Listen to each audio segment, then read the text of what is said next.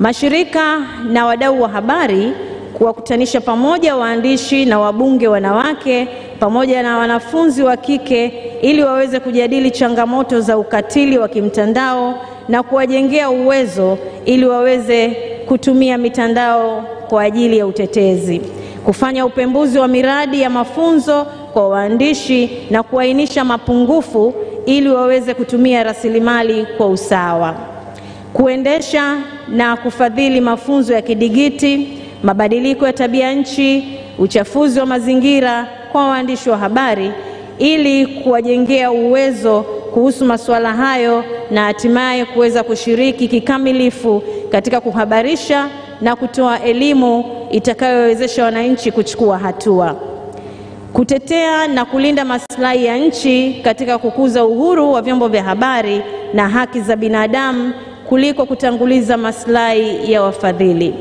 kujenga na kuimarisha mitandao ya wadau ikiwemo vyombo vya usalama ili kuweza kutatua changamoto za ulinzi na usalama kwa waandishi wa habari hapa nchini, kuwa na mfumo mmoja wa kuripoti matukio ya ukatili, unyanyasaji na ukiukwaji wa haki za waandishi wa habari pamoja na kanzidata ya pamoja ya masuala hayo, tofauti na ilivyo sasa ambapo kila taasisi ya kihabari imekuwa na mfumo wake, kutoa ufadhili wa rasilimali fedha na teknolojia ili kuwezesha uendeshaji wa madawati ya kijinsia katika vyombo vya habari, kuhimiza ushiriki wa umiliki wa vyombo vya habari katika midahalo na jitihada mbalimbali za kutatua changamoto za waandishi wa habari zikiwemo ulinzi na usalama, maslahi, ujuzi, ubunifu na matumizi ya teknolojia.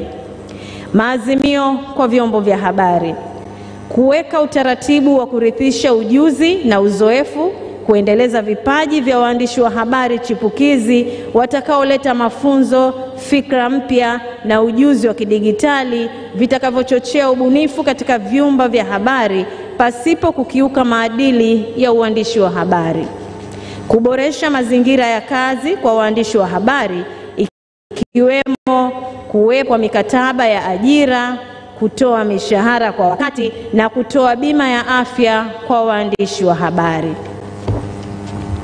Pia kuendesha mafunzo ya mara kwa mara kwa waandishi wa habari, wahariri, wazalishaji na mameneja wakuu ili kuongeza mnyororo wa thamani katika utoaji maudhui sahihi, masoko na biashara kwa ustawi wa vyombo vya habari nchini.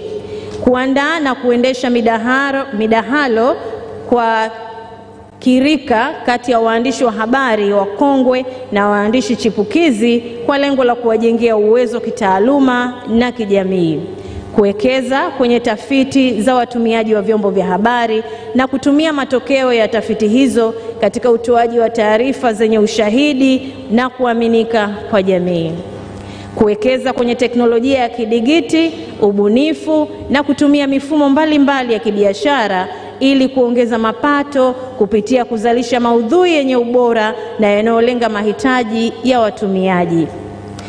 Pia kuanzisha madawati maalum ya uhakiki ama ya kuhakiki na kudhibiti ukweli wa habari au taarifa zinazosambazwa kwa njia ya kidigiti ili kuzuia uzalishaji na usambazaji wa taarifa za chuki, uzushi na upotoshaji. Hatua hii inalenga kujenga na kurejesha imani ya wananchi kwa vyombo vya habari katika zama hizi za mfumuko wa taarifa. Kuwa mstari wa mbele kufuatilia na kutoa taarifa sahihi za utekelezaji wa miradi mbalimbali ya maendeleo na kuongeza ushiriki wa wananchi katika kujiletea maendeleo endelevu. Kutengeneza na kuimarisha utekelezaji wa sera za masuala ya kijinsia kwenye vyombo vya habari na kuanzisha madawati ya kijinsia ili kushughulikia changamoto za ukatili wa kijinsia kwenye vyombo vya habari.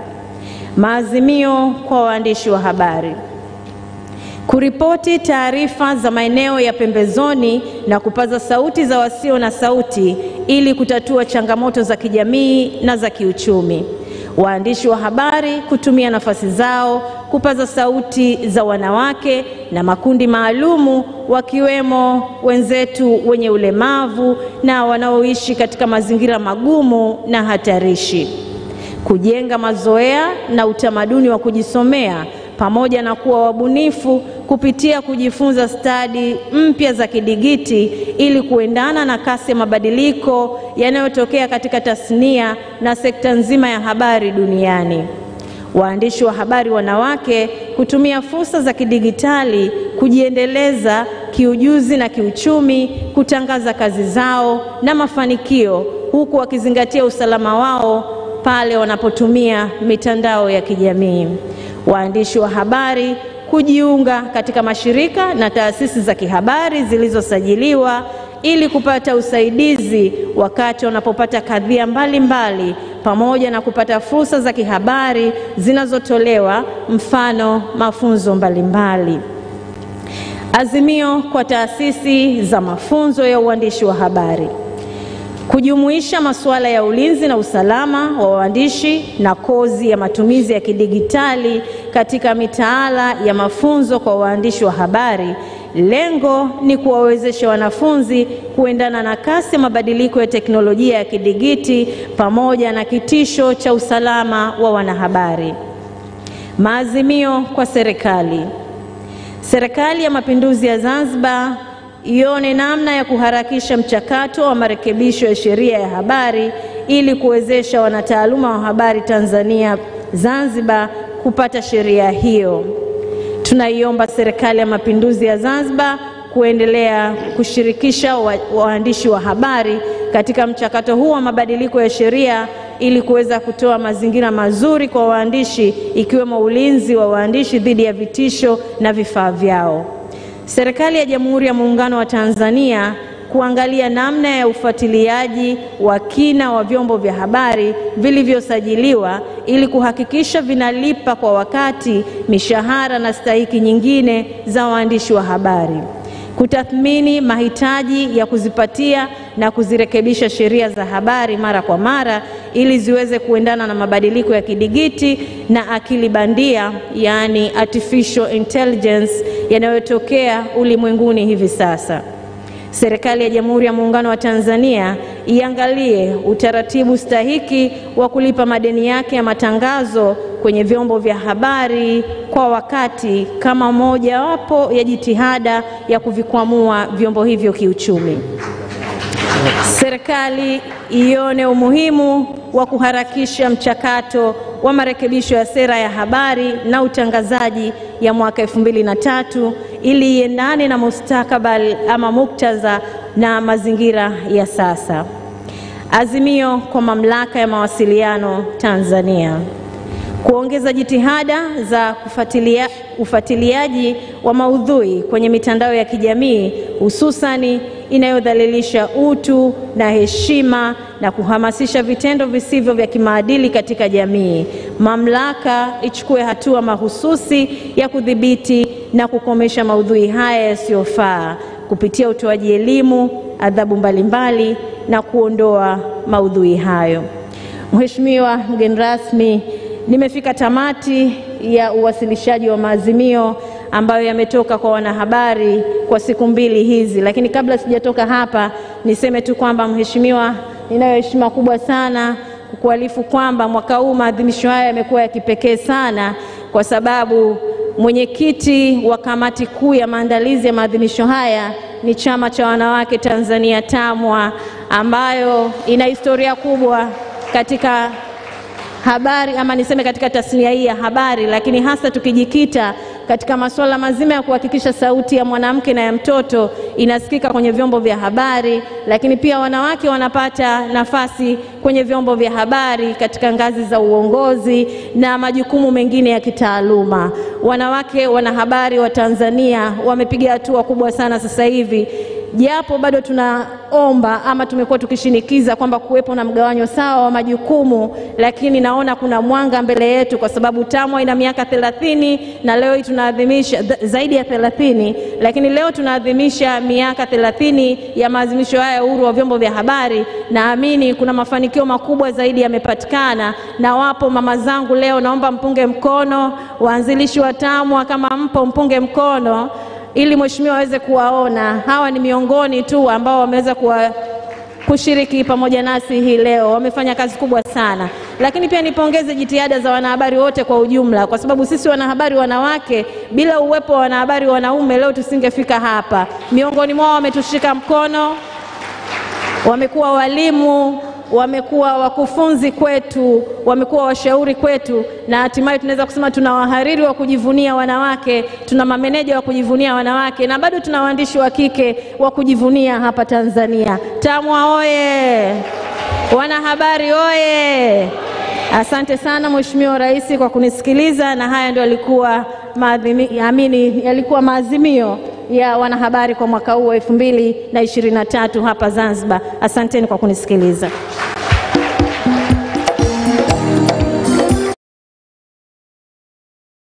Asante sana mwenyekiti wa TAMWA. Mheshimiwa mgeni rasmi, mimi ni shuhuda wa jinsi kamati ya maandalizi ilivyoongozwa na kina mama madaktari wawili, na madaktari hawa kwa shahada zao hasa za udaktari. Dr. Mzuri TAMWA Zanzibar, naomba usimame, na Dr. Rose Ruben kwa upande wa Tanzania Bara, walisimama imara kuhakikisha maadhimisho ya mwaka huu. Makofi ya namna hiyo hayapendezi, tupige ya pamoja wote. Asante sana Mheshimiwa mgeni rasmi. Katika ratiba inayofuata sasa, Mheshimiwa mgeni rasmi, tumepata bahati ya shughuli hii kuhudhuriwa na mabalozi kadhaa ambao wanawakilisha nchi zao hapa Tanzania, na kwa ridhaa yako, kwa heshima na taadhima, niweze kumkaribisha mmoja mmoja kwa ajili ya kuzungumza kwa dakika 2 ili waweze na wao kutoa ujumbe. Your Excellencies, ladies and gentlemen, we have been honored to have the presence of ambassadors who represent their countries here in Tanzania, and we will ask them to speak to us for a maximum of 2 minutes. First, I will call upon the Ambassador of the United States of America, His Excellency Ambassador Michael Anton Beto, to come and speak to us.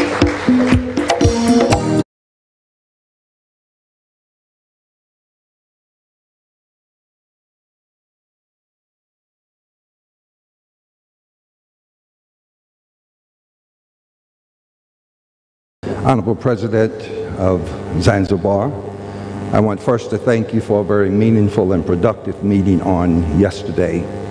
The United States of America is pleased to be here as a supporter of the 30th anniversary of International Freedom of Press Day, recognizing that the freedom of expression is fundamental and foundational to every other freedom.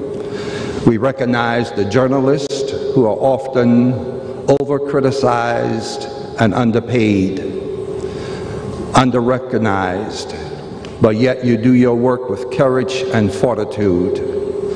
It is absolutely essential that every government on planet Earth respects the freedom of the press, not only to report what you see and what you hear in public gatherings and what you hear from public speeches, but for you to have the courage to do investigative journalism that goes beneath the surface in the search for truth.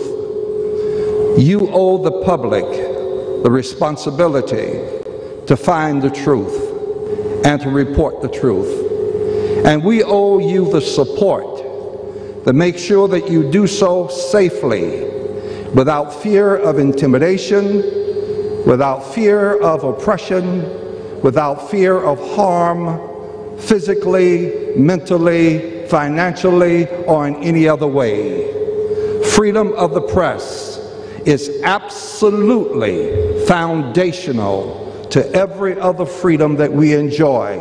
I'm grateful for Tanzania's movement forward in its Reform Media Act, and we encourage continued progress. I also congratulate Zanzibar for implementing the government of national unity and the openness that will be provided in shared governance. We support you. We are your partner. We are your partner today. We will be your partner tomorrow. We will always be your partner. Thank you. Thank you very much, Ambassador Michael Anton Beto. Next, please, may I invite the High Commission of Canada, His Excellency Ambassador Kyle Nunes.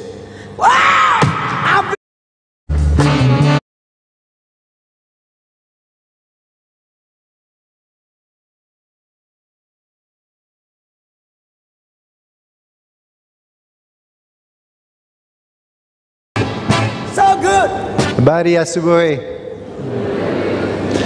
Good morning, everyone. Bonjour tout le monde. Your Excellency, I believe all protocols have been observed, and I've been asked to keep it short, but I want to thank you very much, and I look forward to meeting with you later today. This is an important day for Canada and for the world, and it's also an important day for me. You may not know, but I studied journalism 30 years ago at Carleton University in Ottawa, Canada. And so I know what the calling is, that feeling of having to get to the truth, the feeling of having to keep a government to account. Now, I followed a different path. When I started my professional career, I joined the Government of Canada and worked in public affairs, communications.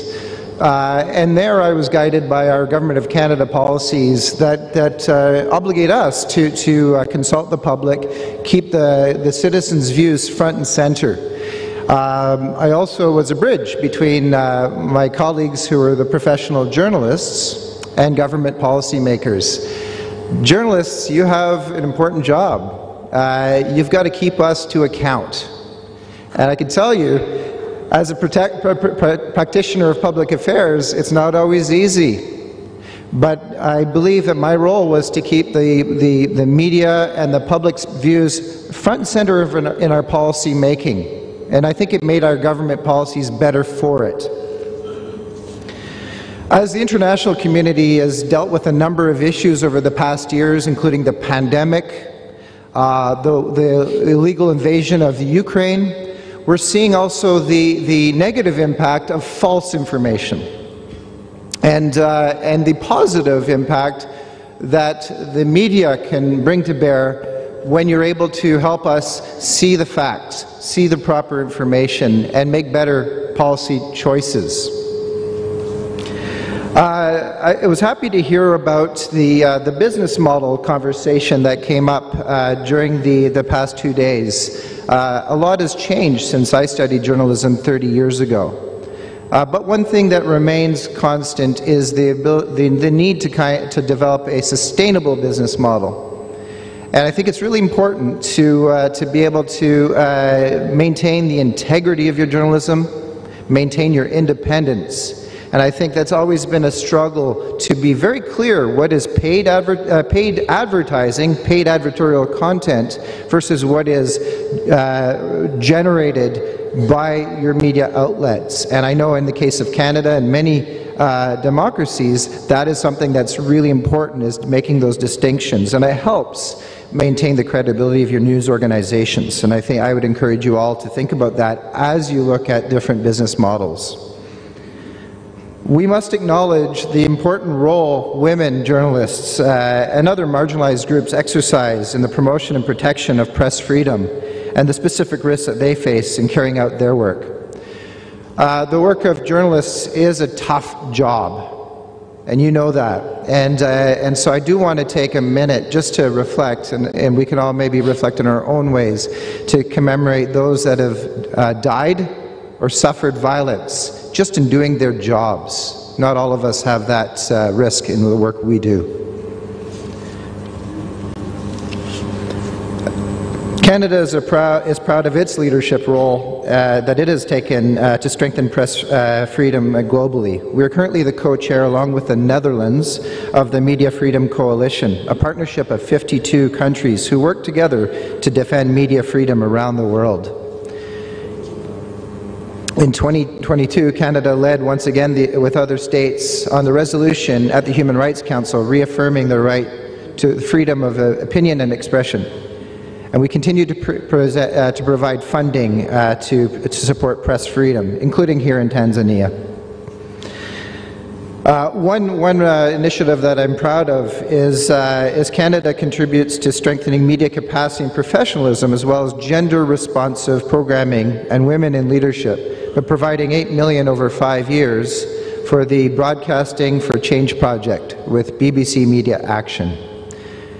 This project has been a resounding success, and over 5 million Tanzanians tune in every week for quality content on issues that affect them. And so on this important occasion, I thank journalists all around the world and here in Tanzania who reveal injustices and give us the facts to think more freely and critically about the world around us. And I guess one thing I just would like to end on is that for countries, it's a competitive world. And when you have a free flow of independent critical thinking, a free press, and you're able to make decisions based on sound information and facts, you can make better policy decisions, and that can situate any company much, much more strongly and give you a competitive edge. So thank you very much. Asante, merci. Thank you, Ambassador Nunes. Actually, I was wondering if you are related to the Premier League football player. Hence the DJ played I Feel Good, so I thought maybe you are related. Jamani, nafikiri DJ amejua ni ndugu yake Nunes ambaye alifunga juzi kwa mara ya kwanza baada ya muda mrefu sana. Mheshimiwa mgeni rasmi, katika mabalozi watakaozungumza leo wa mwisho tuna balozi wa Switzerland, His Excellency Ambassador Didier Chasso. Is that correct? Thank you. Please, karibu.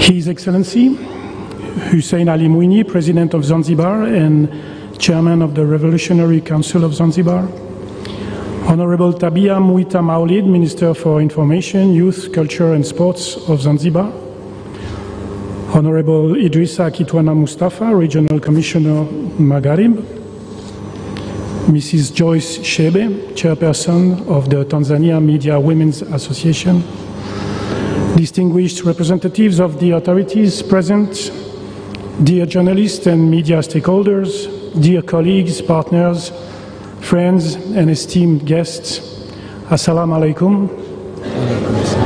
Habari za asubuhi.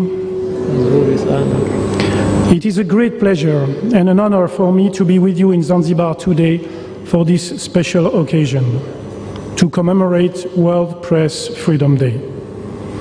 Your presence, Mr. President, Ministers, is an important manifestation of your support to the freedom of the press and further betterment of the media in Tanzania, a key ingredient, if there is one, for the further political and social-economic development of the country. I would like also to express my appreciation to the Tanzania Media Women's Association, TAMWA, UNESCO and the Ministry of Information, Youth, Culture and Sports of Zanzibar for organizing this conference as a platform to inspire dialogue, advocacy and critical thinking, and then further progress in the ongoing positive reforms in Tanzania. Today, May 3rd, marks a very important date indeed. 30 years ago, in 1993, the UN General Assembly proclaimed this day as World Press Freedom Day. This not only to show the path to towards freedom of expression, empowerment of independent and diverse media, and unhindered access to information for all, but also as the important acknowledgement of the incontestable relevance such efforts hold for human rights and development worldwide. Simply put, freedom of expression and freedom of the media are the necessary prerequisite, driver, and direct reflection of the enjoyment of all human rights, of political stability, and socio-economic well-being. In the last 30 years, important progress has been made, globally as well as here in Tanzania. I would like in this regard to congratulate Tanzania for starting to rise up again in the Press Freedom Index in the past year. One rank only, that is true, compared to the year before, but every step in the right direction counts and should be valued. Congratulations. Both the government and media actors have taken such important steps forward towards creating and improving the media landscape. The improvements are also, and first and foremost, testament of the hard work of women and men in newsrooms, both big and small, all over the country. With their commitment and determination, with your commitment and determination, even amid the many challenges, they continue to contribute strongly to the achievements already made.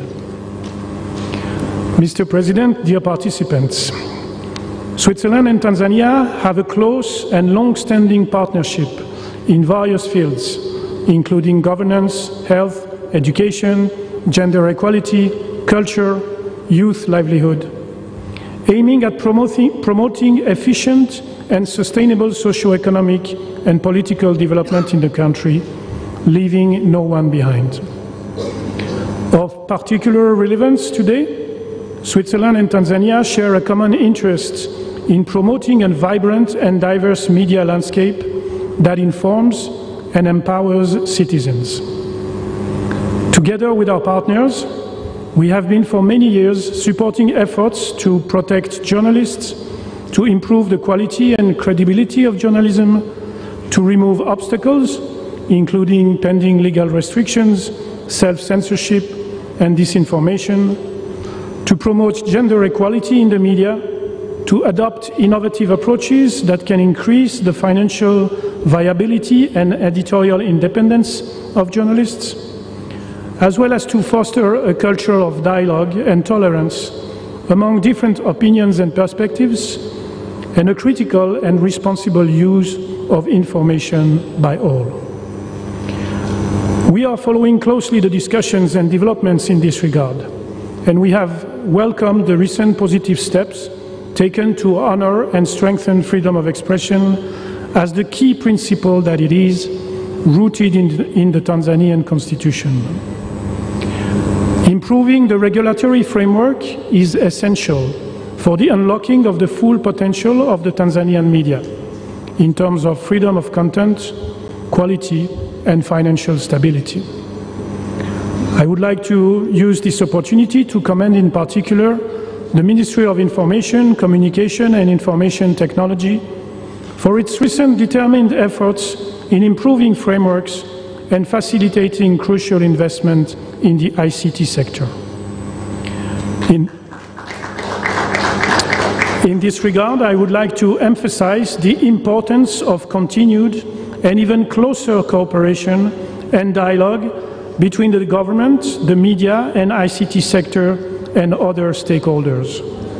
Such coordination is indispensable for the promotion of a conducive environment in which freedom of expression, inclusion and diversity are not only respected but promoted and monitored effectively. Amending the online regulations, which has opened up the space further for online journalism, lifting the ban on several newspapers, and engaging with stakeholders on wider media sector reforms were important and notable steps. And we very much hope Also, that all parties involved in the ongoing process of amending the Media Services Act arrive soon at a fruitful conclusion, as current consultations at the Bunge tend to indicate. Here in Zanzibar, we see that the government is engaging with media stakeholders to amend, if not do away, with the Registration of News Agents, Newspapers and Books Act of 1988 and the Zanzibar Broadcasting Commission Act of 1997, and lay down the path towards a new Media Services Act, which hopefully will address all the issues of concern raised by the media sector here. This is very much welcome, as there is no doubt that a free and vibrant media culture can and will play a crucial role in the implementation of the peace, reconciliation and development agenda of Zanzibar. There are still challenges, however, with delays in implementation of legislation ensuring media freedom, lack of financial resources, residual fear of journalists in regards to their safety, and more time needed to rebuild trust, unequal access to information in society, and underrepresentation of women. Thus, let us keep in mind that this conference was not only to celebrate advances, but also to reflect on persisting shortcomings and issues, and to discuss our joint efforts in addressing them going forward. The resolution from the media fraternity that we just listened to moments ago is in that sense the most important output of this conference, and it will be important to give it the appropriate follow-up. Mr. President, dear participants, to conclude, let me repeat that Switzerland is and will remain committed to champion media development in Tanzania, founded upon our core belief that a free, diverse and pluralistic media sector is essential in strengthening equality, democracy and dialogue. We greatly appreciate the significance of this day and this event. It is an honor to be among you today, and I wish you all the very best in your important endeavors in the service of the country and its citizens. Asanteni sana. Asante sana Mheshimiwa Balozi wa Switzerland. Mheshimiwa mgeni rasmi, shughuli hii siku zote na miaka yote imekuwa ikifanyika kwa ushirikiano mkubwa na ndugu zetu wa Umoja wa Mataifa. Basi niombe ridhaa yako niweze kumkaribisha ndugu yetu Zlatan Milsik ambaye ni UN Resident Coordinator hapa Tanzania. Your Excellency, please, you're welcome.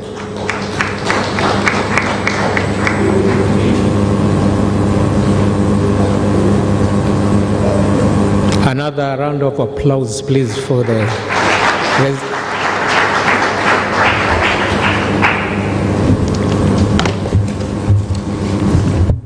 Thank you. Your Excellency, Dr. Hussein Ali Mwinyi, the President of Zanzibar, Your Excellency, Second Vice President of Zanzibar, Honorable Minister of Information, Youth, Culture and Sports, distinguished delegates at the High Table, Excellencies, Ambassadors and High Commissioner, media associations, members of the press, invited guests, Habari za asubuhi, Salam alaikum.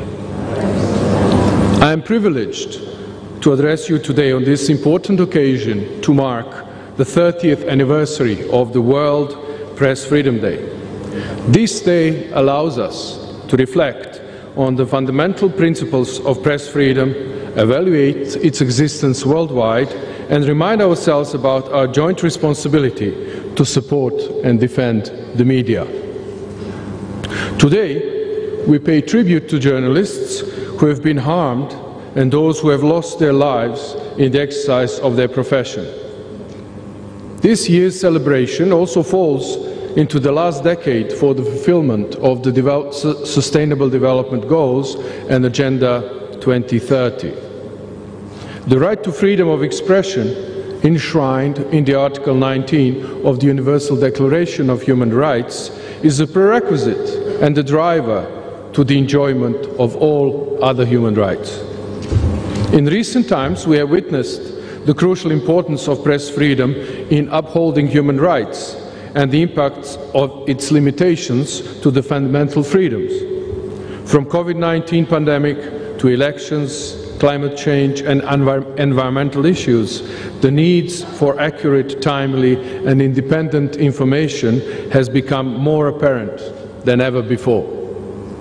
The United Nations in Tanzania recognizes this need and will continue to work with the government and partners and the media to strengthen access to information as a public good.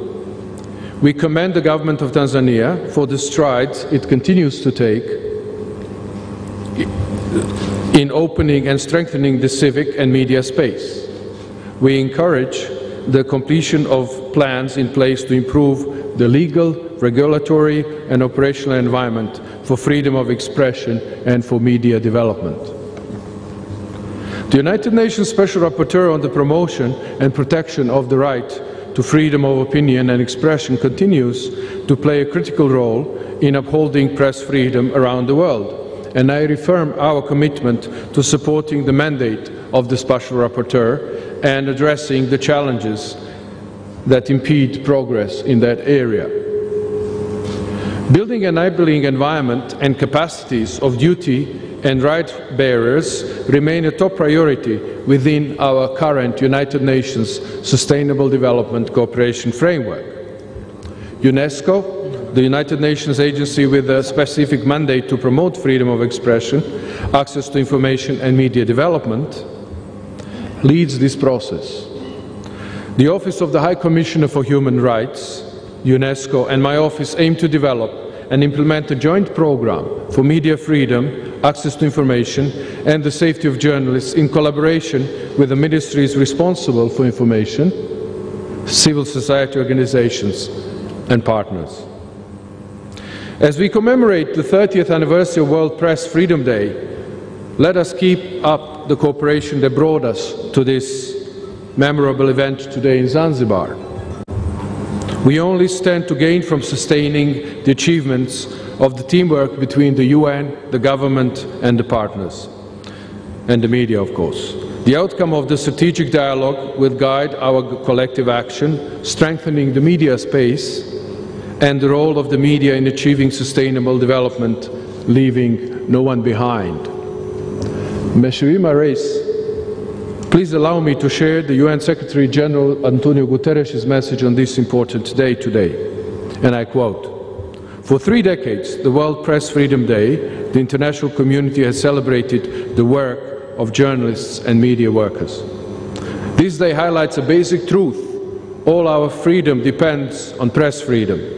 Freedom of the press is the foundation of democracy and justice. It gives us all the fact we need to shape opinions and speak truth to power. And, as this year's theme reminds us, press freedom represents the very lifeblood of human rights. But in every corner of the world, freedom of the press is under attack. Truth is threatened by disinformation and hate speech, seeking to blur the lines between fact and fiction, between science and conspiracy. The increased concentration of the media media industry into the hands of a few, the financial collapse of scores of independent news organizations, and an increase of national laws and regulations that stifle journalists are further expanding censorship and threatening freedom of expression. Meanwhile, journalists and media workers are directly targeted on and offline as they carry their own vital work. They are routinely harassed, intimidated, detained and imprisoned. At least 67 media workers were killed in 2022, an unbelievable 50% increase over the previous year. Nearly 3/4 of women journalists have experienced violence online, and 1 in 4 have been threatened physically. 2 years ago, the United Nations established a plan of action for the safety of journalists, to protect media workers and to and to end impunity for crimes committed against them. On this and every World Press Freedom Day, the world must speak with one voice. Stop the threats and attacks. Stop detaining and imprisoning journalists for doing their jobs. Stop the lies and disinformation. Stop targeting truth and truth tellers. As journalists stand up for the truth, the world stands with them.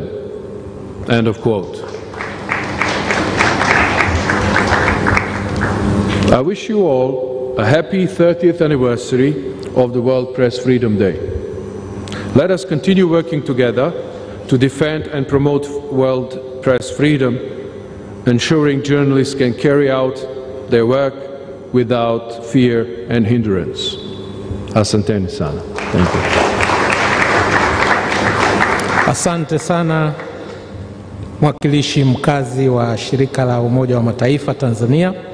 Kwa wale ndugu zangu ambao labda ningeweza kutoa summary kidogo kutoka kwenye jumbe za hawa mabalozi watatu pamoja na UN Resident Representative, kwa ujumla wamezungumzia na kuahidi kuendelea kuwa washirika pamoja na serikali katika sekta nzima ya habari katika hali na mali. Naomba makofi hapo tafadhali.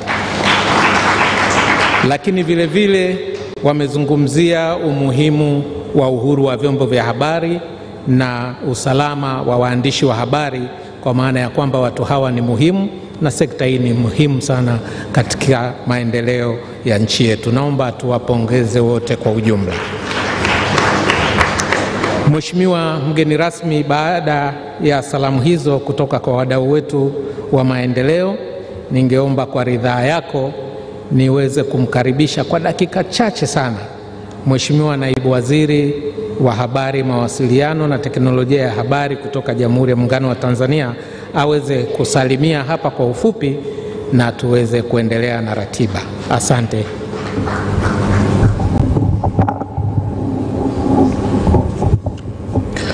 Mheshimiwa mgeni rasmi Daktari Hussein Ali Mwinyi, Rais wa Zanzibar na Mwenyekiti wa Baraza la Mapinduzi, Mheshimiwa Hemed Suleiman Abdalla, Makamu wa Rais wa Zanzibar, Mheshimiwa Tabia Maulidi Mwita, Waziri wa Habari, Vijana na Utamaduni Zanzibar, Mheshimiwa Idris Kitwana Mustafa, Mkuu wa Mkoa wa Mjini Magharibi, Mheshimiwa mgeni Hassan Juma, Naibu Spika Baraza la Wawakilishi, Mohamed Hamis Abdullah, Katibu Mkuu Wizara ya Habari, Mawasiliano na Teknolojia ya Habari, Fatma Hamad Rajab, Katibu Mkuu Wizara ya Habari, Vijana na Utamaduni, Zranta Milisik, Mratibu Mkazi Umoja wa Mataifa, Profesa Hubert Jizen, Mkurugenzi UNESCO, Michelle Toto, Mwakilishi UNESCO, ndugu Joyce Shebe, Mwenyekiti wa Chama cha Wanahabari Wanawake Tanzania TAMWA, wageni waalikwa, mabibi na mabwana, na wasalimu kwa jina la Jamhuri ya Muungano wa Tanzania. Mheshimiwa mgeni rasmi, nafahamu kabisa kwamba hadhara hii inasubiri kukusikiliza wewe, lakini kwa heshima na unyenyekevu naomba nikufikishie salamu za Daktari Samia Suluhu Hassani, Rais wa Jamhuri ya Muungano wa Tanzania. Anakusalimu sana. Lakini vile vile Mheshimiwa mgeni rasmi, kwa unyenyekevu naomba nikufikishie pia salamu za Daktari Philip Isidori Mpango, Makamu wa Rais wa Jamhuri ya Muungano wa Tanzania. Pamoja na salamu hizo, Mheshimiwa mgeni rasmi, naomba upokee salamu za Mheshimiwa Kassim Majaliwa, Waziri Mkuu wa Jamhuri ya Muungano wa Tanzania. Mheshimiwa mgeni rasmi, tukio hili Waziri wa Habari Mheshimiwa Nape Moses Nnauye alitarajia kufika hapa, lakini kwa sababu leo kuna baraza la mawaziri, basi amenituma nimwakilishe. Hivyo ameniambia nikupongeze sana na kukushukuru sana kuendelea kulea tasnia ya habari Zanzibar. Tunakushukuru sana. Mheshimiwa mgeni rasmi, binafsi napenda nikupongeze wewe binafsi kwa kuiongoza Zanzibar vyema, hasa katika uchumi wa bluu. Hakika Zanzibar kwa kipindi cha miaka miwili uchumi wake umekuwa kwa kasi kubwa sana. Tunakupongeza sana Mheshimiwa Rais, tunawapongeza sana wewe pamoja na Rais wa Jamhuri ya Muungano wa Tanzania Daktari Samia Suluhu Hassan kwa kazi kubwa ambayo mmeifanya kwenye tasnia ya habari. Kwanza kabisa, ndani ya kipindi cha miaka miwili ya uongozi wenu hakuna chombo cha habari hata kimoja kilichofungiwa. Hivyo tunakupongeza sana. Lakini vile vile kwa takwimu za Mamlaka ya Mawasiliano wa Tanzania TCRA, vyombo vya habari ambavyo vimezidi kujisajili vinazidi kuongezeka mwaka hadi mwaka.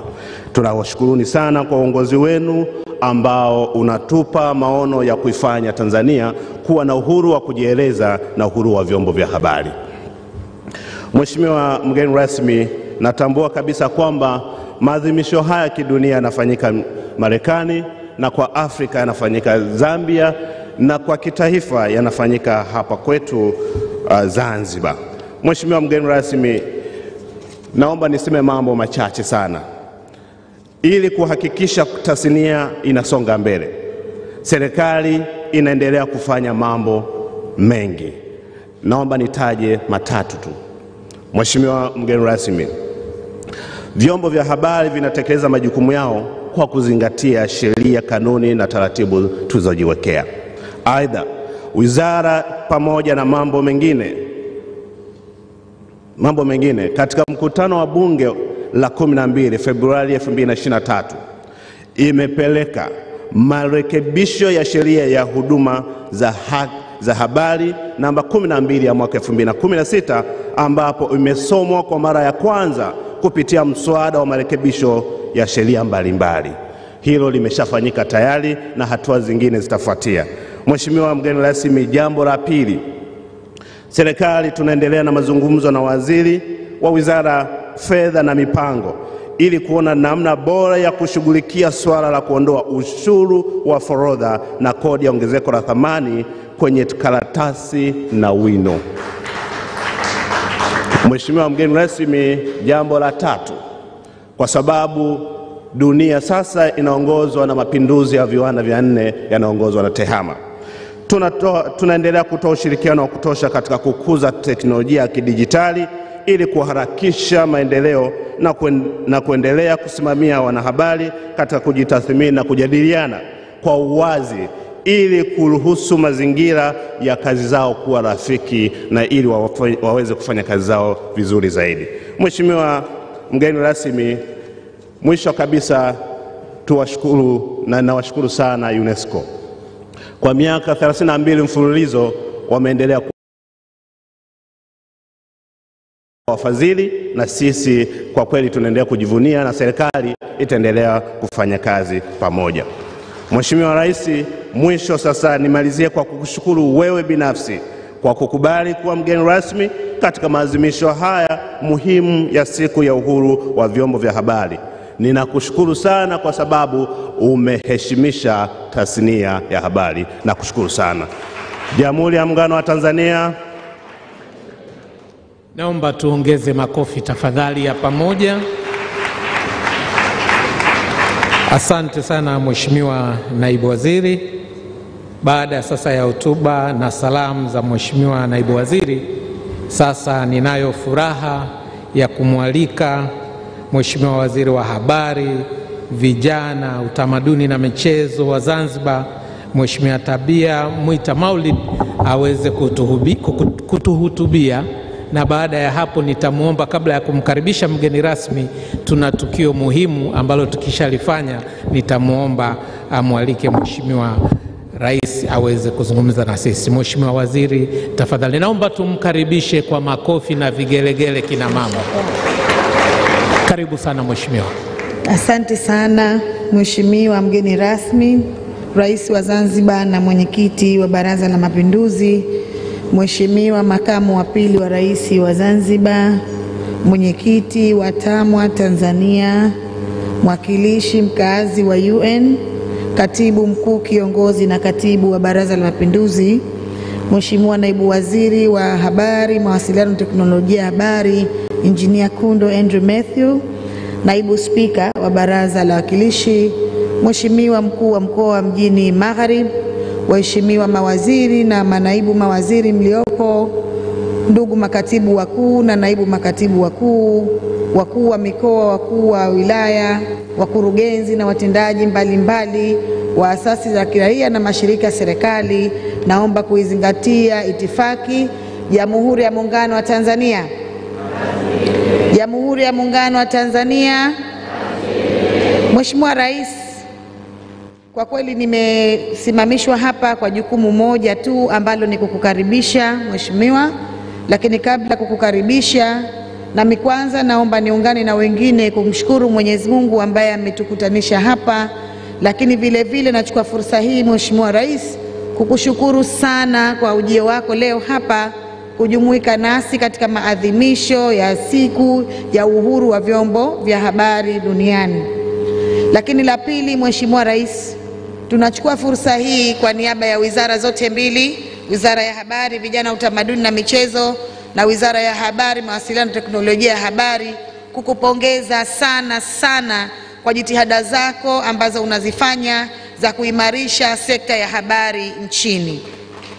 Mheshimiwa Rais, na hilo linathibitishwa siku ambayo umetuapisha mawaziri wako. Miongoni mwa maagizo 13 uliyotoa, agizo la kwanza ulisema tuhakikishe tunakuwa karibu na vyombo vya habari kwa lengo la kuhakikisha kwamba tunashirikiana nao katika kutoa taarifa sahihi kwa wananchi. Kwa hivyo Mheshimiwa Rais, tunakupongeza sana.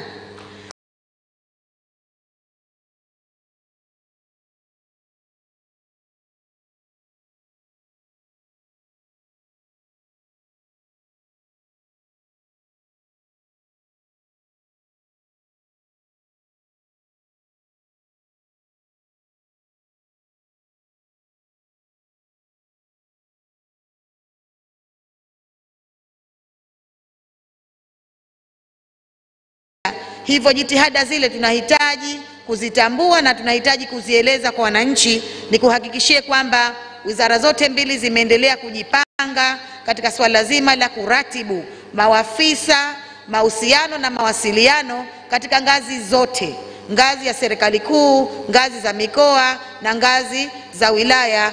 Na takriban juzi tu tumekamilisha mkutano mkubwa wa maafisa habari kwa upande wa Zanzibar na Tanzania bara, ambapo ilifanyika Tanzania bara, na kwa kweli ulikuwa ni mkutano ambao umezaa matunda sana, kwa sababu umeweza kuwasaidia kuwajengea uwezo wanahabari kufikisha taarifa hizi kwa wananchi. Vile vile Mheshimiwa Rais, katika mkutano huu kama walivyotangulia kusema wenzangu, ni mkutano ambao umeanza tarehe 1, na kwa kweli mada mbalimbali ziliwasilishwa na watu walikuwa huru kueleza maoni yao, kuuliza maswali na majibu yalipatikana. Lakini Mheshimiwa, pia nilibahatika kuwa sehemu ya kusikiliza mijadala mbalimbali kwa siku ya kwanza, na kwa kweli waandishi wa habari na washiriki wote walipata nafasi kubwa ya kutoa maoni. Na miongoni mwa maoni na msisitizo waliotoa katika serikali ni kuharakisha mchakato wa sheria ya habari Zanzibar. Lakini Mheshimiwa Rais, katika ahadi ambazo niliwapa kwamba takribani 80% ya mchakato ule imekwisha kamilika, hatua zilizobaki ni chache sana. Nimewaomba wawe na subira, lakini sheria ile itakamilika na mswada ule utakwenda Baraza la Wawakilishi, na naibu spika yupo hapa, naamini atalisimamia hilo kwa kushirikiana na Mheshimiwa Spika ili hatimaye sheria ile iweze kupita.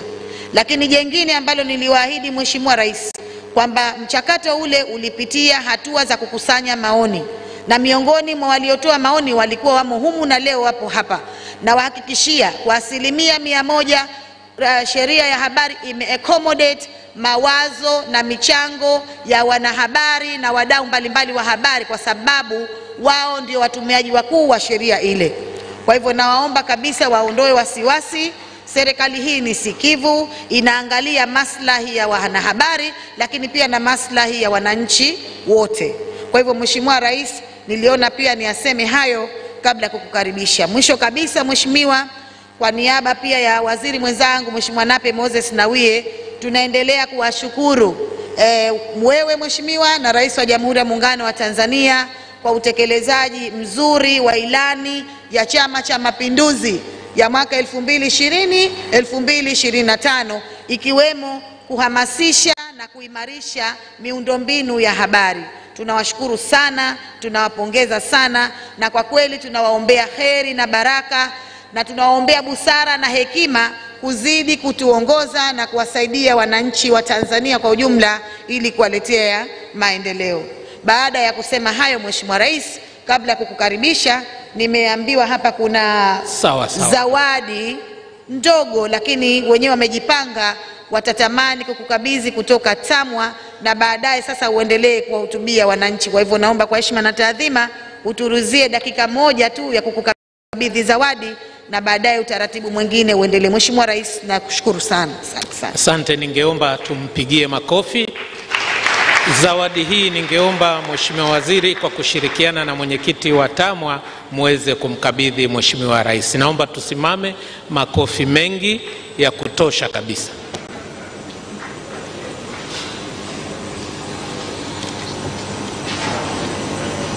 Jamani, makofi kwa viongozi wetu.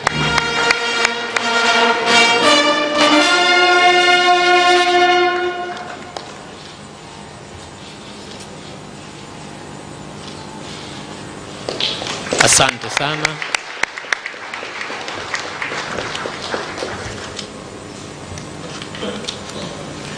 Mheshimiwa Waziri, sasa umkaribishe Mheshimiwa Rais aweze kuzungumza nasi. Asante sana. Jamhuri ya Muungano wa Tanzania. Jamhuri ya Muungano wa Tanzania. Wanahabari oye. Dr. Hussein Ali Mwinyi oye. Mheshimiwa Rais, karibu sana. Asante.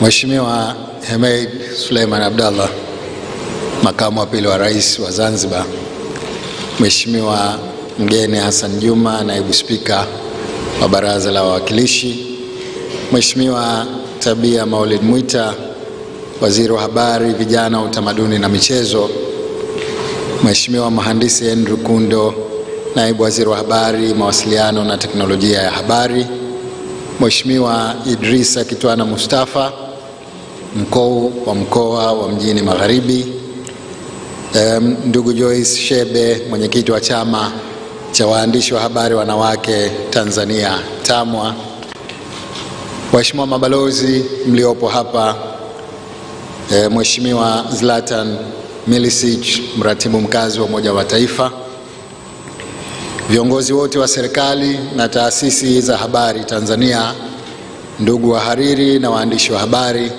kutoka Tanzania, Afrika Mashariki na Afrika kwa ujumla, viongozi wa vyama vya siasa mliopo, viongozi wa dini, wageni waalikwa, mabibi na mabwana, assalamu alaikum.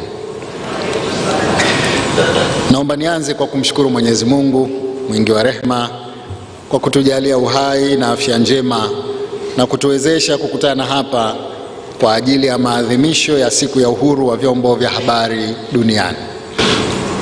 Natumia fursa hii kumshukuru kwa dhati Mheshimiwa Waziri wa Habari, Mawasiliano na Teknolojia ya Habari, shirika la UNESCO pamoja na uongozi wa chama cha waandishi wanawake TAMWA kwa kunipa heshima ya kuwa mgeni rasmi katika maadhimisho haya.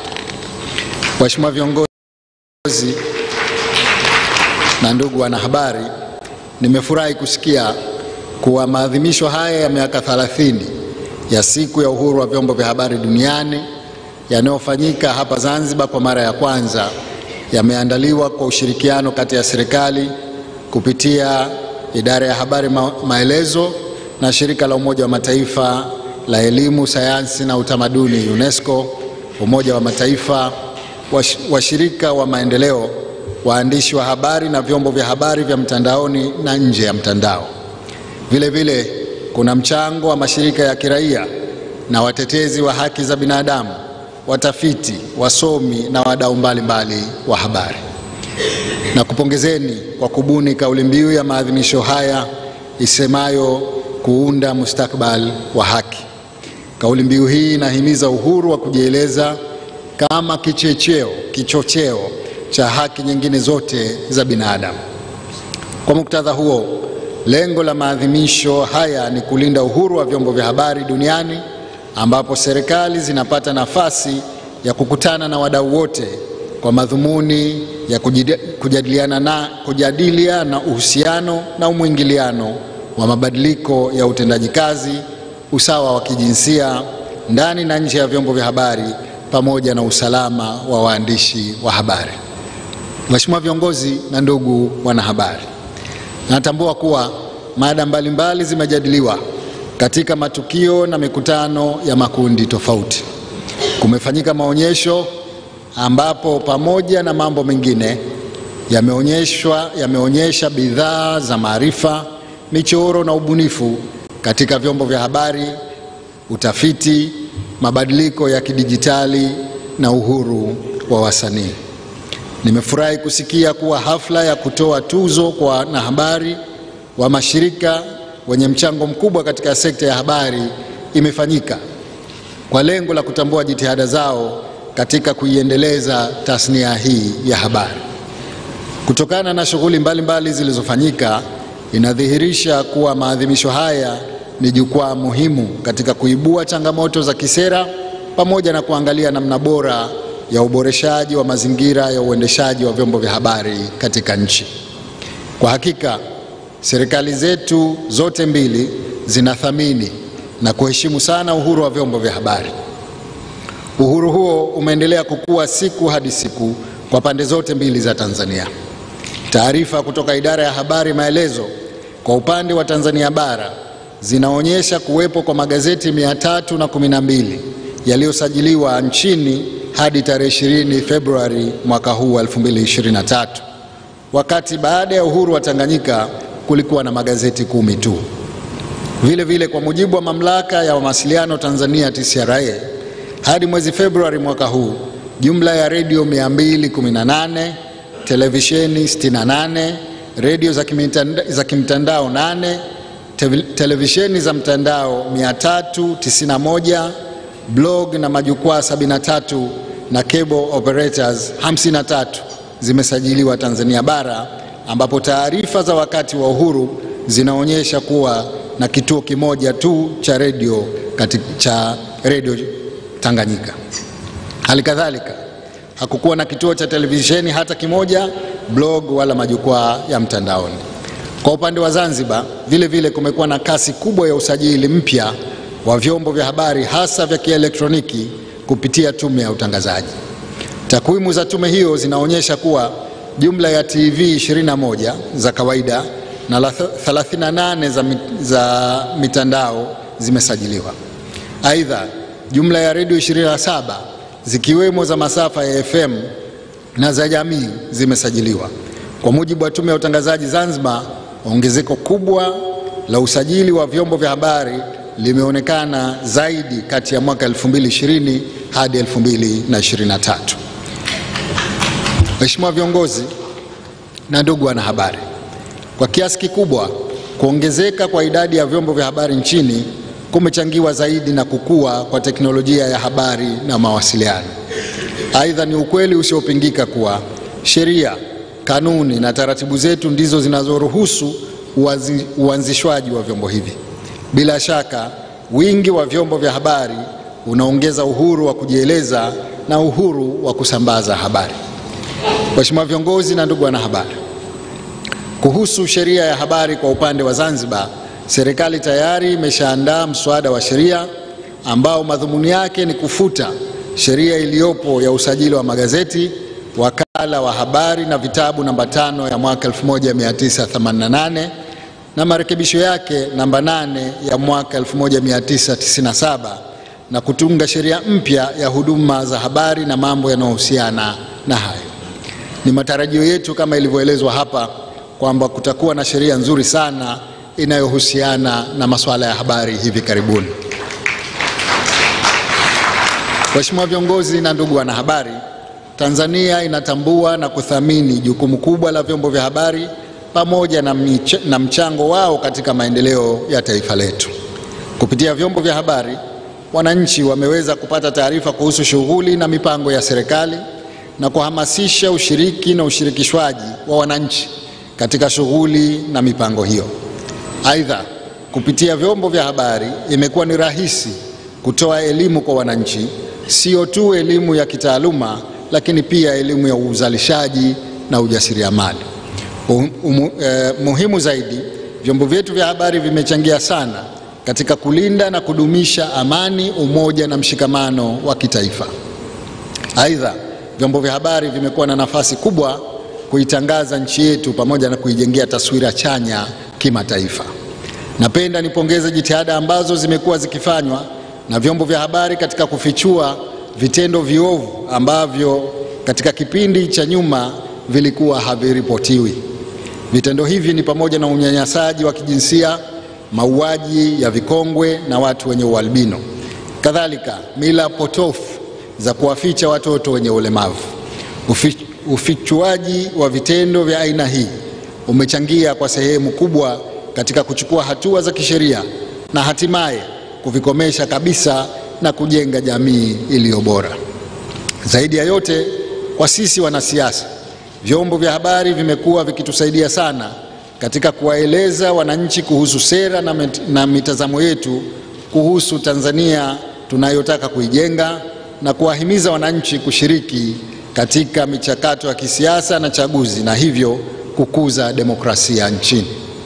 Hivyo nitumie hadhara hii kuwashukuru na kuwapongeza wanahabari wote wa Tanzania bara na Zanzibar kwa mchango wenu mkubwa katika ujenzi wa taifa letu. Waheshimiwa viongozi na ndugu wanahabari, ni matumaini yangu kuwa vyombo vya habari vinaweza kutoa mchango ulio bora zaidi endapo nyinyi waandishi wa habari mtazingatia uzalendo, weledi na maadili ya taaluma yenu. Kinyume chake, tasnia yenu inaweza kufifisha jitihada za maendeleo na hata kuhatarisha amani, umoja na mshikamano wa kitaifa. Nyinyi ni mashahidi wa madhara makubwa ambayo baadhi ya nchi hapa duniani zimekumbana nayo baada ya waandishi wa habari kushindwa kufuata misingi ya taaluma yao na kuingia kwenye propaganda za kichochezi ambazo zimekuwa chanzo cha machafuko. Kwa mantiki hiyo, pamoja na kwamba leo tunaadhimisha siku ya uhuru wa vyombo vya habari duniani, lazima tutambue kuwa hakuna uhuru usiwe na mipaka, wala hakuna uhuru bila wajibu. Hivyo, tunapoadhimisha siku hii, tutambue pia umuhimu wa kuwa na uzalendo wa nchi yetu. Waheshimiwa viongozi na ndugu wanahabari, nimefurahi kuona jitihada zinazofanywa na Wizara ya Habari, Mawasiliano na Teknolojia ya Habari pamoja na Wizara ya Habari, Vijana, Utamaduni na Michezo katika kukuza uhuru wa vyombo vya habari. Nawapongeza sana viongozi wa wizara hizi mbili kwa jitihada zao katika kutekeleza majukumu yao. Ninawasihi muendelee katika mwelekeo huo, lakini msiache kuvisimamia vyombo vya habari ili vitekeleze majukumu yao kwa kuzingatia sheria, kanuni na taratibu tulizojiwekea. Natambua kuwa masuala mengi mmeshayajadili katika majopo yenu mbalimbali kwa siku mbili mlizokuwa hapa. Hata hivyo, kabla ya kuhitimisha hotuba yangu, naomba nitoe wito kama ifuatavyo. Kwanza, siku ya uhuru wa vyombo vya habari duniani itumike kama fursa ya kuweka mkazo mkubwa katika uhuru wa kujieleza ndani ya ajenda ya jumla ya haki za binadamu. Pili, siku hii itumike kuandaa hafla zinazoangazia uhusiano kati ya uhuru wa vyombo vya habari, uhuru wa kujieleza na haki nyingine. Tatu, siku hii ishirikishe wahusika wote kwa madhumuni ya kulinda uhuru wa vyombo vya habari, kuimarisha uhuru wa kujieleza na kuweka mazingatio kwamba haki za binadamu ni kitovu cha kufanya maamuzi katika ngazi ya kimataifa, kikanda na kitaifa. Nne, tuadhimishe siku hii kwa kutimiza ahadi zilizotolewa na kila nchi mwanachama wa Umoja wa Mataifa ili kuyafikia malengo ya maendeleo endelevu SDGs. Na 5, jumuiya na wadau mbalimbali wa uhuru wa vyombo vya habari watumie siku hii kusherehekea kwa kuungana na mashirika yanayotangaza masuala ya mazingira, haki za wanawake, haki za watoto, vita dhidi ya ufisadi na mengineyo. Waheshimiwa viongozi na ndugu wanahabari, namalizia hotuba yangu kwa kutoa shukrani zangu tena kwa kupata mwaliko wa kuwa mgeni rasmi katika maadhimisho haya ya siku ya uhuru wa vyombo vya habari duniani mwaka huu wa 2023. Natoa shukrani kwa shirika la UNESCO kwa kuendelea kuwa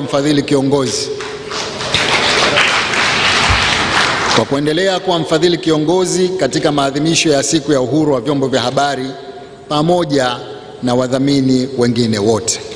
Serikali zetu mbili za Tanzania zinawaahidi ushirikiano wa kutosha katika kukuza teknolojia ya kidijitali ili kuharakisha maendeleo. Baada ya kusema hayo, na kutakieni nyote kila la heri katika utekelezaji wa majukumu yenu. Tunamwomba Mwenyezi Mungu aizidishie nchi yetu amani, umoja na mshikamano. Mungu ibariki Afrika, Mungu ibariki Tanzania, Mungu ibariki Zanzibar. Asanteni sana kwa kunisikiliza. Makofi zaidi, makofi zaidi.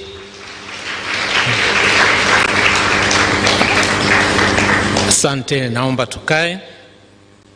Mheshimiwa mgeni rasmi, sijaandaliwa kutoa salamu shukurani, lakini wakati tunajiandaa na picha, nikiomba wale ambao wanatuandalia eneo la kupiga picha wakiwa wanafanya kazi hiyo, basi mimi nitoe ushuhuda kidogo kuhusu mheshimiwa wetu mgeni rasmi. Alikuwa waziri wangu wa muungano nikiwa katika ofisi ya makamu wa rais, na pale mimi nilikuwa mkuu wa kitengo cha habari na elimu kwa umma. Lakini kwa mwaka mzima alikuwa hanioni nikifanya chochote. Maneno aliyoyazungumza hapa na maagizo aliyotoa imenikumbusha, alitoa maelekezo kwa katibu mkuu kwamba huyu bwana tumemleta aje atupe kazi ya kufanya kazi ya kutoa elimu ya muungano, mbona simuoni, mbona hafanyi? Mheshimiwa, nakushukuru sana, maana baada ya siku ile hata kusimama hapa jamani wakati mwingine haitokei tu hivi hivi.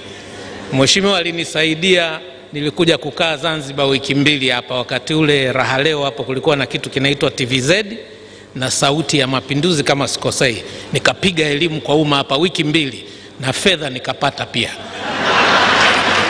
Na baada ya muda kidogo pia nikakwea pipa kwenda kujifunza wenzetu nje wanafanya nini kuhusu kugawana rasilimali kwenye miungano. Mheshimiwa Rais, Mungu akubariki sana. Sasa naomba tunakwenda kupiga picha 9, Mheshimiwa Rais, kwa ridhaa yako. Picha ya kwanza itakuwa ni kwa ajili ya meza kuu peke yake. Kwa hiyo ningeomba wale wasaidizi pale waweze kupanga, watu watakuwa wanapita nyuma ya viongozi. Picha ya kwanza, wapiga picha tafadhali naomba tupite huku mbele kwa ajili ya kupiga. Tuna dakika 10 za tukio hilo. Picha ya kwanza itakuwa ni meza kuu peke yake.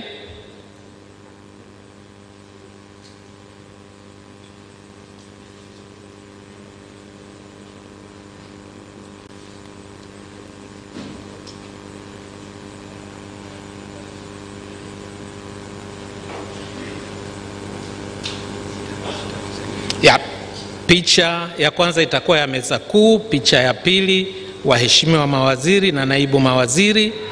Picha ya tatu, makatibu wakuu na naibu makatibu wakuu walioko hapa. Tutakuwa na picha ya sponsor pamoja na mabalozi, TAMWA, wahariri, lakini pia tutakuwa na waandishi wa kongwe. Lakini baadaye tutakuwa na picha ya maafisa habari wa serikali, lakini pia kamati ya maandalizi pamoja na viongozi wa dini, na mwisho itakuwa ni picha ya viongozi wa ulinzi na usalama. Kwa hiyo picha ya kwanza ndio hiyo hapo. Haya, naomba Watu wa pili watapita kule, waheshimiwa mawaziri mtapita upande ule kule, mtakaa nyuma ya viongozi, waheshimiwa mawaziri na naibu mawaziri mliopo wa serikali zetu zote mbili.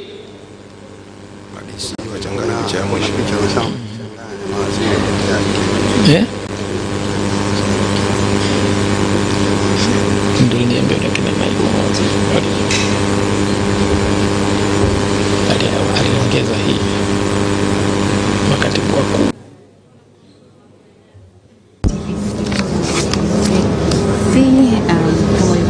Naomba wapiga picha mweze kuwapanga vizuri, viongozi wetu waweze kuonekana vizuri. Picha hizi za ukumbusho wa maadhimisho ya miaka 30 ya uhuru wa vyombo vya habari Zanzibar, tukio muhimu kuunda mustakabali wa haki, kauli mbiu ikisema ni tunashukuru sana uhuru wa kujieleza kama kichocheo na haki nyingine zote za kibinadamu. Tumewasikiliza viongozi ambao wamezungumza. Tumemsikia waziri wa habari, vijana, utamaduni na michezo Zanzibar, Mheshimiwa Tabia Maulid Mwita. Tumemsikiliza naibu waziri wa Wizara ya Habari, Mawasiliano na Teknolojia ya Habari, Mhandisi Matthew Kundo. Tumemsikia Rais wa Zanzibar na mwenyekiti wa Baraza la Mapinduzi Dr. Hussein Ali Mwinyi. Tumemsikia mwenyekiti wa chama cha waandishi wa habari wanawake nchini TAMWA Joyce Chebe, ambao TAMWA ndio muandaaji wa mkutano huu.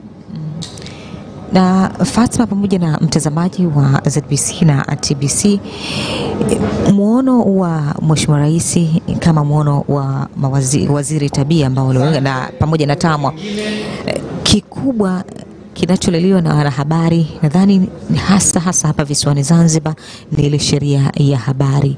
Na Mheshimiwa Tabia tumepata kumsikia, lakini na Mheshimiwa Rais wa vijana wanasema amekazia msumari kwamba hii sheria hivi karibuni tu wanahabari waitegemee kwamba itapelekwa kule katika waandishi wa habari. Ndio zile tofauti za wanahabari na waandishi wa habari.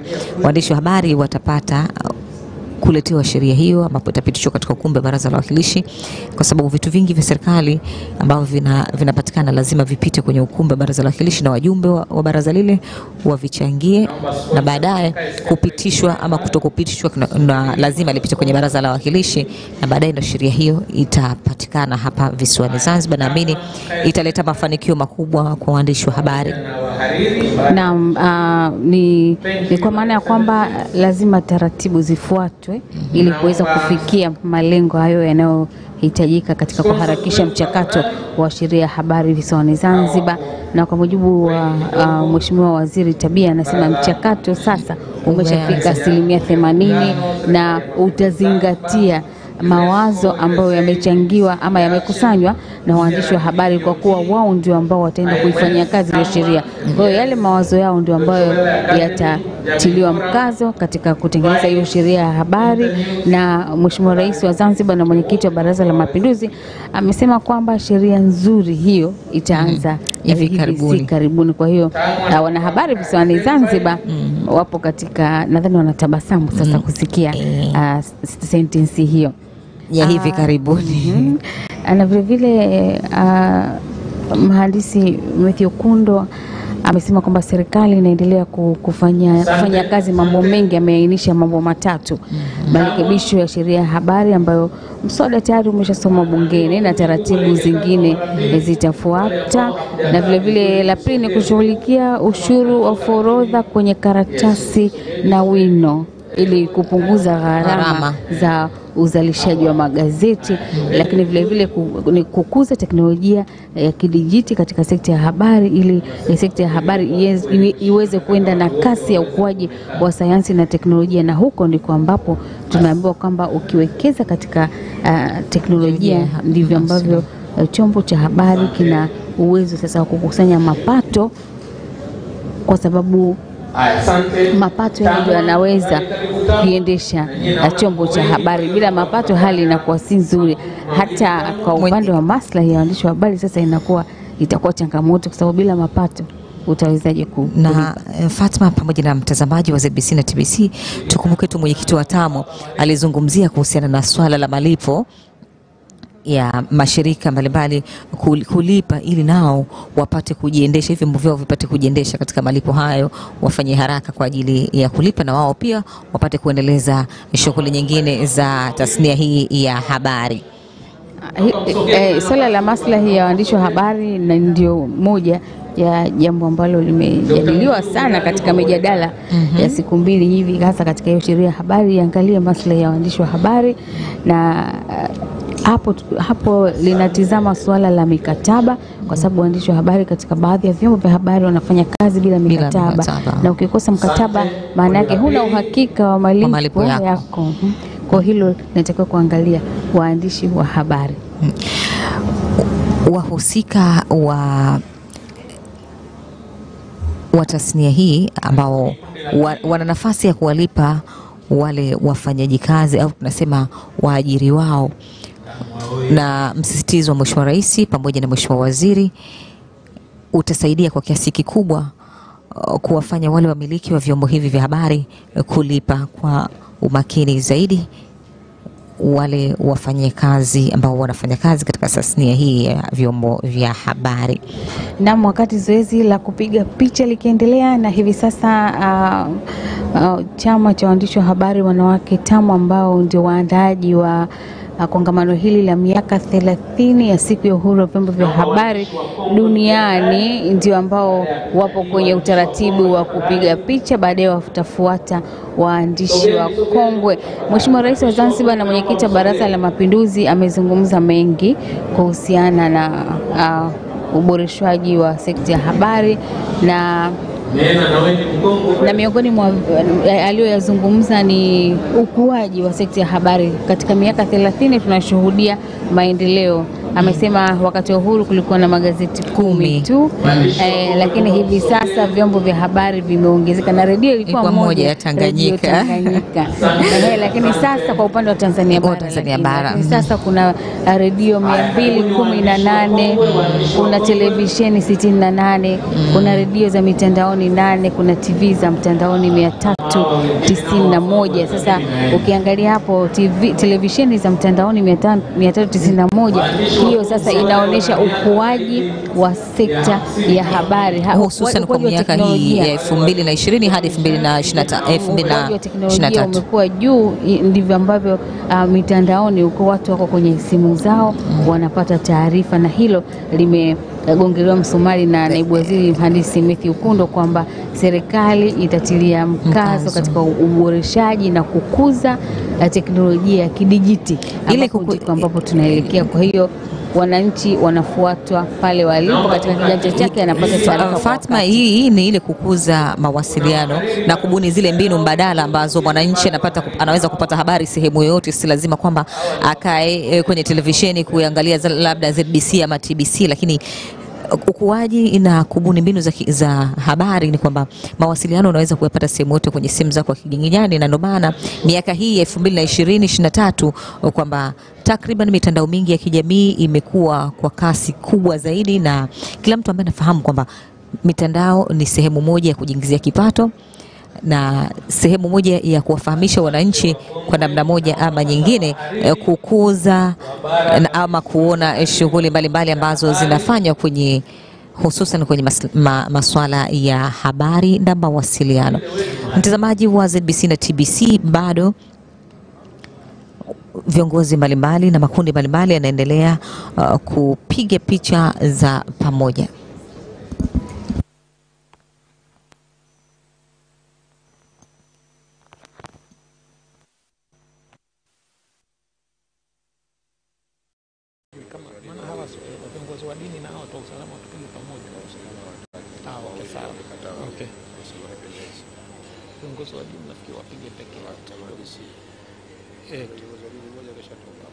Na mtazamaji wa shirika la utangazaji Zanzibar, ikiwa makundi mbalimbali yanaendelea kupiga picha za pamoja, tukumbuke tu kwamba Mheshimiwa Rais wa Zanzibar na mwenyekiti wa Baraza la Mapinduzi amewataka wanahabari kutoa elimu kwa wananchi ile iliyokusudia, lakini pia ameshukuru kwamba miaka 30 hii ya uhuru wa vyombo vya habari umeleta hamasa ya wananchi kupata habari, lakini kubwa kwa waandishi wa habari kulinda amani na utulivu wa nchi na kuzingatia uzalendo, uhuru wa vyombo vya habari kwa kupata mambo mbalimbali ikiwepo wajibu. Lazima tuwe wazalendo katika kuisisitiza tasnia hii ama kuilinda tasnia hii ya habari siku hadi siku, itumike kama ni kutoa mafunzo kwa maeneo mengine na wananchi wengine nao wapate fursa ya kupata habari kupitia sehemu mbalimbali, hususan mitandao ya kijamii ambayo imeongezeka kwa kiasi kikubwa hapa duniani. Katika mambo yale ambayo Mheshimiwa Rais wa Zanzibar ameyasisitiza ni kushirikishwa kwa haki, na ndicho ambacho wananchi wanatakiwa, waandishi wa habari wanatakiwa kutumia haki na ule wajibu katika kulinda tasnia ya habari, kuweka maslahi sawa na vitu vingine.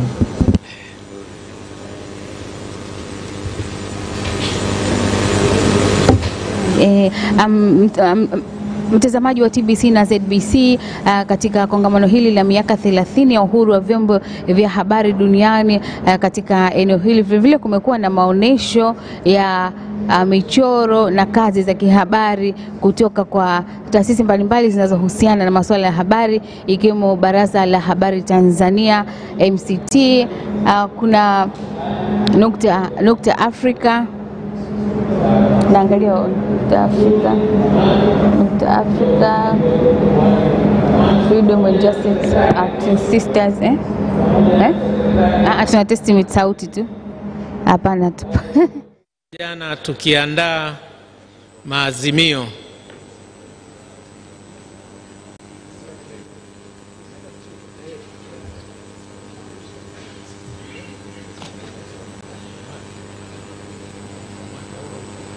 na hii tutapiga makundi mawili, naona tuko wengi, naomba tuwaongoze.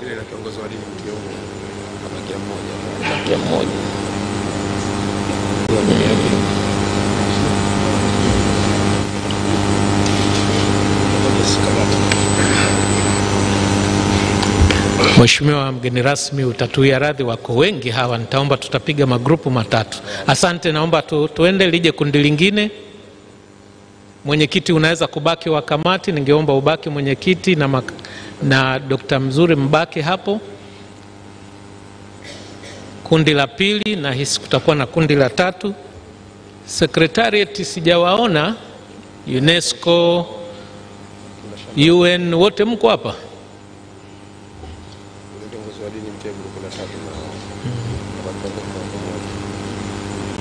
Naomba msogee huku, Georgina sogea huku.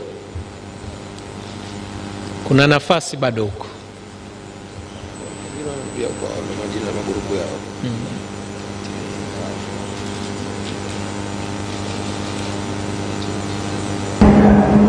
Asante.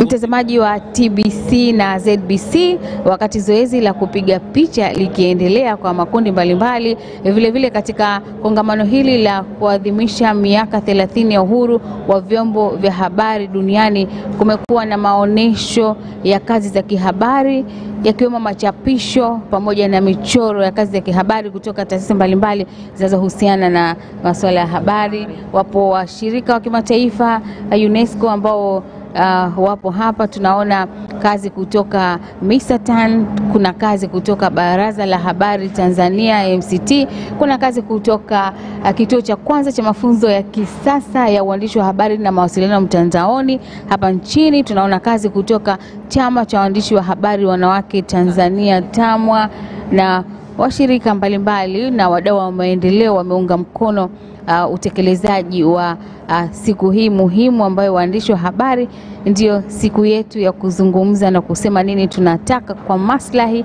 ya nchi yetu. Kama Mheshimiwa Rais wa Zanzibar na Mwenyekiti wa Baraza la Mapinduzi katika hotuba yake kwamba amewataka waandishi wa habari kuwa wazalendo na kusimamia nchi kwanza na kuandika habari zenye uhakika ili wananchi nao wapate kufahamu nini ambacho kinaendelea, lakini kwa misingi na taratibu za nchi ambazo kwa sababu kuna haki na wajibu. Fatma, lazima utumie hivi vitu kwa mpangilio, kwamba hapa unatakiwa utumie nguvu zako ziishie hapa, sio ile ya kuendelea. Na miongoni mwa wanahabari wa kongwe ambao wametuhamasisha hadi sisi tuwe waandishi wa habari ni Uncle Charles. Uncle Charles, hili ndio jina ambalo unapenda tukuite, lakini huyu ni mkurugenzi wa habari na mawasiliano ya Rais ya Ikulu ya Serikali ya Mapinduzi ya Zanzibar, lakini vile vile ni msemaji wa serikali. Hongera kwa tunakosea vipi? Mimi sio msemaji wa serikali, mimi ni msemaji mkuu wa Serikali ya Mapinduzi ya Zanzibar. Msemaji mkuu wa Serikali ya Mapinduzi ya Zanzibar. Leo ni siku miaka 30 na tunaadhimisha siku ya uhuru wa habari duniani. Wewe ni mwanahabari mkongwe, unatathmini vipi miaka 30 ya uhuru wa habari kwa hapa Tanzania? Kabla hujaanza kujibu, tuna Mheshimiwa Rais wa Zanzibar na Mwenyekiti wa Baraza la Mapinduzi Dr. Hussein Ali Mwinyi ndio anaondoka katika shughuli hii. Narudi kwako Anko.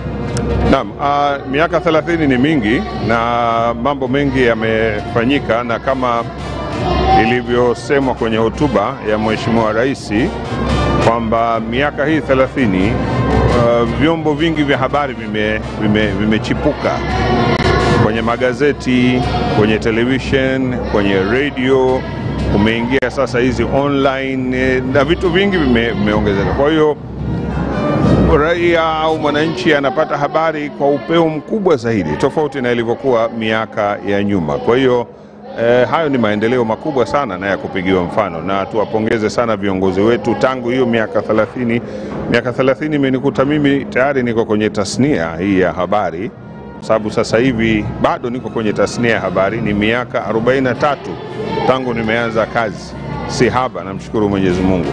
Kwa hiyo wengi tumekuta mambo mengi na mabadiliko mengi sana yanatokea katika vyombo vya habari. Kwa kweli mambo yanakuwa ni mazuri hivi sasa. Ukilinganisha tulikotoka kwa upande wa waandishi wa habari, kumekuwa na mtazamo kwamba waandishi wa habari hivi sasa hawafanyi kazi kwa kufuata maadili, na nyinyi wa miaka hiyo, tofauti ni nini au tatizo liko wapi? Tofauti iliyopo ni kwamba kwanza kuna waandishi wa habari ni waandishi tu, lakini wengi na wasiwasi wangu sijui kwamba hata kama wamepitia mafunzo ya uandishi wa habari. Wanasema kuna wanahabari na waandishi wa habari. Sasa wasiwasi wangu mkubwa ni huo, kwamba mtu akijiona ana sauti nzuri au anaweza akaandika tu anajiita mwandishi, lakini uandishi hauko hivyo. Inabidi wasome, waelekezwe pia. Sisi wengine tumefika hivi kwa sababu tulikuwa tunafata yale tunayoelekezwa. Sasa hivi mimi kuna vijana wengine nawapigia simu, nikiwasikia wanatangaza ninawaelekeza, kesho anarudia kitu kile kile. Basi naamua kukaa kimya, kwa sababu ndio yale utapiga kelele, mwisho anaenda kukusema vijiweni, huyu mzee anatufatafata. Mimi nikufuate kwa nini? Mimi nimeshafanya yangu mengi, nimeshakula chumvi nyingi. Sasa hivi nataka kukusaidieni nyinyi ili muwe angalau mfike kama sisi tulivyofika. Kwa hiyo shida kubwa ni hiyo, vijana wanajiona tayari wameshafika juu. Wengine wana mwaka mmoja tu katika habari tasnia, wengine wana miaka 2, lakini wanajiona washafika mbali sana. Kumbe bado hii kazi, mimi sasa hivi na miaka 43 katika kazi hii, lakini bado naendelea kujifunza, bado najiona sijafika pale ambapo nataka kufika. Kwa hiyo vijana wakielekezwa waelewe, na lengo kubwa ni kuwaelekeza wao wafike hatua kubwa ya kazi hii. Kazi kila siku unatakiwa ujifunze hii kazi hii, kwa sababu kuna mwandishi sasa hivi unaweza kumuuliza leo hii kumetokea nini Kenya kutokana na yale mauaji ya wale wafuasi wa dini ile, hawezi kukueleza. Lakini muulize kuhusu mwanamuziki fulani, mambo mazuri sana. Wengi wamejikita kwenye muziki zaidi, hawataki kuingia kwenye habari zaidi, na huo sio uandishi. Asante sana. Asante sana. Huyu ni Idi Mubaraka, huyu ni msemaji mkuu wa Serikali ya Mapinduzi ya Zanzibar na mkurugenzi wa idara ya habari na mawasiliano Ikulu. Na sasa nazungumza na Rodney. Karibu Rodney. Kutoka Habari Maelezo, cheo chako tafadhali? Ni mkurugenzi msaidizi nashughulikia huduma za habari kutoka idara ya Habari Maelezo Tanzania Bara. Leo tunaadhimisha miaka 30 ya uhuru wa vyombo vya habari nchini. Unazungumzia vipi kutoka idara ya Habari Maelezo? Mimi naweza kusema kwamba uhuru wa vyombo vya habari unaendelea kuimarika hapa nchini Tanzania, na tumeona pia katika siku hizi tatu, juzi, jana na leo, ambao ndio tumefanya kilele, tumeangalia makongamano mbalimbali, mijadala mbalimbali, na imeonyesha namna ambavyo uhuru unazidi kuongezeka, na serikali, utayari wa serikali katika kuhakikisha kwamba waandishi wa habari wanafanya kazi kwa uhuru bila kuingiliwa katika maana ya maamuzi katika newsroom, kwa maana ya editorial. Kwa hiyo ni jambo jema, na kimsingi inakuwa ni moja ya misingi mikubwa ya demokrasia pamoja na kuimarisha haki za binadamu. Kwa hiyo kwa mwaka huu nadhani kumekuwa kuna maboresho zaidi katika kusherehekea sherehe hizi. Mwaka jana ilikuwa Arusha na Mheshimiwa Rais Samia Suluhu Hassan alikuwa mgeni rasmi. Tumekuja Zanzibar, tumeona maboresho, namna mijadala inayofanyika, lakini namna waandishi ambao pia wanafanya kazi zao. Lakini kikubwa tumesisitiza, waandishi wenyewe wameona mapungufu ambayo yanaonekana katika vyombo vyetu vya habari, hususan hii mitandao ya kijamii.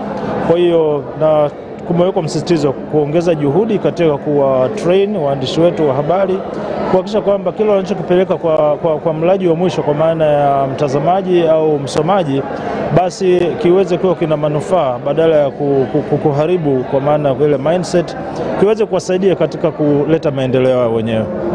Asante sana. Nashukuru sana. Naam, mtazamaji wa TBC na ZBC, bado nipo na Amina Mkombe.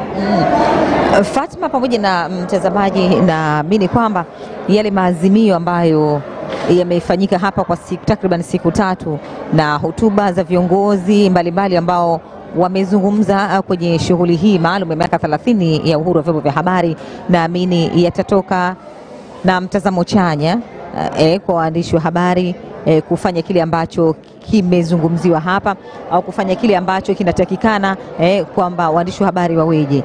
Sijui mtazamo ile sheria ni kwa Zanzibar, lakini pia kuna waandishi wa habari wa nchi tofauti ambao wamewasili hapa. Fatma, unahisi Tanzania bara na Tanzania visiwani kuna utofauti gani? Nadhani kwa kuwa nimeshiriki katika mijadala mbalimbali toka siku ya kwanza, nimeona changamoto zinafanana. Vitu ambavyo waandishi wa habari wanataka viwe kwa pande zote mbili, kwamba maslahi ya waandishi wa habari, uhuru wa waandishi wa habari, lakini kwa kuzingatia taratibu, haki na wajibu kama walivyosema, na mengineyo ambayo yamewasilishwa, ikiwemo kufanya kazi kwa kufuata maadili. Lakini vile vile tuangalie sasa tulipotoka na hapa tulipo, nini kifanyike na kwa maslahi ya nchi yetu. Kwa hiyo yanayozungumzwa hayana tofauti kati ya upande wa Tanzania bara na huku visiwani, na ukiona waandishi wa habari ni kitu kimoja, wanashirikiana, wote wana sauti moja, na wote wanataka kufanya kazi kwa ajili ya maslahi ya nchi. Unawasikia kabisa wale ambao sio waandishi wa habari, sio wanataaluma, ambao wanafanya hizi shughuli kwa kwenda kinyume na taratibu za nchi, basi hao sio wenzetu, wanataka kuwa wenzetu wafuate taratibu. Na hayo ni ya Fatma, kwamba shughuli ambayo imefanyika hapa takriban siku tatu haikuwa na utofauti kwa waandishi wa habari wa Tanzania bara, lakini pia kwa waandishi wa habari wa Tanzania visiwani, ambapo shughuli hii ya miaka 30 ya uhuru wa vyombo vya habari imefanyika hapa ukumbi wa Tulip visiwani Zanzibar. Na maazimio, mwenyekiti wa TAMWA ameyazungumza maazimio yale ya walioazimia katika siku takriban tatu walizofika hapa, nini kifanyike. Lakini asilimia kubwa kwa sasa, Fatma pamoja na mtazamaji wa ZBC na TBC, wanaojikita zaidi katika shughuli za uandishi wa habari ni wanawake. Na wewe ulikuwepo hapa takriban hizi siku zote tatu. Kuna nafasi yote ambayo ilimzungumzia mwanamke kuhusiana na kujikita zaidi au kuwa na uthubutu wa maswali mbalimbali ya kujiingiza katika uandishi wa habari? Waandishi wa habari waandishi wa habari wanawake wameonyesha utayari wao wa kufanya kazi kwa kufuata taratibu, lakini vile vile sio tu upewe nafasi, lakini uifanyie kazi ile nafasi kama ambavyo inatakiwa uwe, sio tu kwa kuwa ni mwanamke ndio, lakini ufanye kazi. Mtazamaji wa TBC na ZBC, ndivyo ambavyo tunafika tamati ya matangazo haya moja kwa moja kutoka visiwani Zanzibar, ambapo sisi TBC na ZBC tumekuletea matangazo ya moja kwa moja kuadhimisha miaka 30 ya uhuru wa vyombo vya habari duniani. Kwa pamoja tunasema asante na tunakurejesheni matangazo haya moja kwa moja kule TBC na ZBC hapo Mnazi Mmoja.